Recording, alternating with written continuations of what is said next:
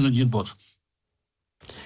Ndërkohë që ne kemi shifra përveç rritjes së ndërtimit, shifrat e tjera janë shqetësuese dhe është folur shumë këto kohë pasi dolën shifrat edhe për bujqësinë dhe industrinë që vijon ky recesion. Ne nuk kemi një reagim për këtë. As nga kryeministri, as në ministre bujqësie që dalë, dikush kujt i bie tani me ndarjet e reja industria në këto ministrit me shumë emra, për të folur nëse ka, duket sikur nuk ka shqetësim për këtë. Rritja garantohet nga ndërtimi, të tjerët. Dhe kjo është që në vend që gjithkush, pavarësisht bindjeve politike, të revoltohet në kjo, dhe propagandojnë në ty, dhe bën një krim me vendit duke propaganduar ekonominë kriminale, që është qartë që është ekonomi kriminale. Dhe të flasim me kryeministrin, me programet dhe me çfarë thotë, jo, vetëm për të Krejën dhe Athinën. Po flasim për Berën tani, pjesa që e premtimit për Berën dhe pasaporta, që është një ato premtime 3D që e keni parë gjithmonë kryeministrit, por që nuk janë bërë asnjëherë. Sa dhe instalatori 3D na erdhi në Tiranë, si ju keni parë sa bukur ishte instalatori. Por nuk ka sot instalator, dhe janë shpenzuar 140 milion euro për atë që s'është aty.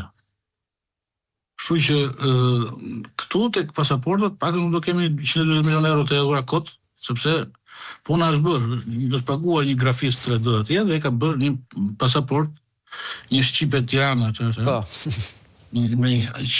nuk do bëhet kur realitet me mënyrën se si qeverisat Shqipëria. Se nuk mund pranoj BE që një ekonomi kriminale që bëhet antare BE-s. Kjo është e sigurt.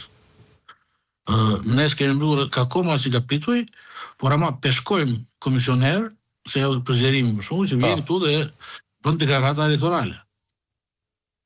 Apo shkon në radio aty dhe nuk flet kur nga Brukseli zyrtarisht për këto gjëra. Po shkon në radio të dorës dytë në Sloveni, ku vendi i saj dhe deklaron që Shqipëria ka shumë të afërt antarësimin. Në fakt është e vërtet kjo? Kjo ka vetëm një pjesë vërtete. Ka anën gjeopolitike të vërtet, që Bashkimi Evropian sot është duke vendosur kufirin përfundimtar në kuadrin e ndryshimeve gjeopolitike në botë.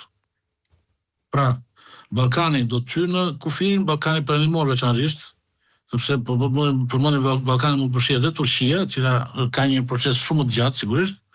Ballkani perëndimor do të përfshihet në Bashkimin Evropian apo jo?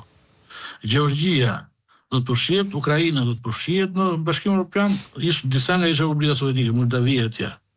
Të gjitha këto janë vendime që po merren tani me duke u dhënë prioritet të veçantë që në kushtet e reja gjeopolitike Bashkimi Evropian të jetë ta di fuqinë që ka dhe territorin që ka. Dhe të mbrojë territorin edhe nga ndërhyrjet e UE, dhe shikoni që do jetë rreth 800 miliard për mbrojtjen. Kështu që në kuadrin gjeopolitik të çfarë ka bërë, çfarë mendon Bashkimi Evropian, çfarë planifikon Bashkimi Evropian, kjo është një lëvizje që do të vijë shumë më shpejt se sa çdo të vinte në një proces normal.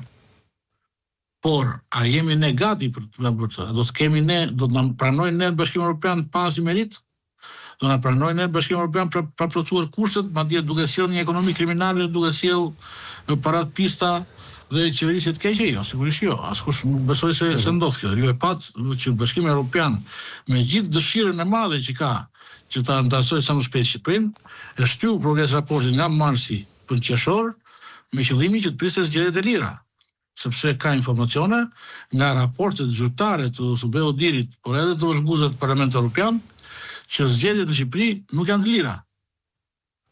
Dhe ka vënë këtë, dhe ky është një kusht që është vënë, dhe nëse ju kujtohet, ne vazhdimisht kemi pasur kushte edhe nga ato të Bundestagut dikushëm për zgjedhjet lira dhe për kushte të drejta për zgjedhjet në Shqipëri. Kështu që nuk është e parë. Është e disat që Edi Rama shikohet si një njeri që nuk bën zgjedhje, si një njeri që nuk e ka qef lirin, dhe si një njeri që bashkëpunon me krimin për të pasuar parat. Të treja janë në raportet zyrtare të Bashkimit Evropian. Dhe ne nuk mund të kemi antarësim Bashkimit Evropian. Dhe kryeministri kur është pyetur, kur u pyet në Athinë nga një shqiptar nëse Greqia do të na pengonte apo jo, vetë që përgjigje si kryeministër, u përgjigj si ata që mban deputet, ata të fortët që mban deputet. Pra, u përgjigj me hallën edhe me ato. Pra, ky është problemi që kemi ne me kryeministrin. Kryeministri përveç se është i paftë, nuk flet as si kryeministër ndonjëherë. Nuk i është përgjigjur ndonjëherë se kryeministri i programit të Partisë Demokratike që është paraqitur? Përveç se i merr disa nga tezat, a thot, ne kemi nevojë të dimë sot që Partia Demokratike ka paraqitur një program ambicioz të përshtyeshëm, a është realizueshëm apo jo? Po kush më mirë se sa kryeministri mund të na thotë ne, a është realizueshëm apo jo? Kush më mirë se një njeri që i ka shifrat në dorë mund të thotë, kjo s'bëhet sepse nuk mjafton kjo për pjesë buxhetit, nuk e ku ta gjesh. Kjo bëhet sepse kaq mund të arrim. Apo jo? Po për diçka e tha, për pensionet tha kjo nuk arrihet dotsa se çon vendin në katastrofë financiare. Pastaj tha vetë që do ta bëjmë ne. Po.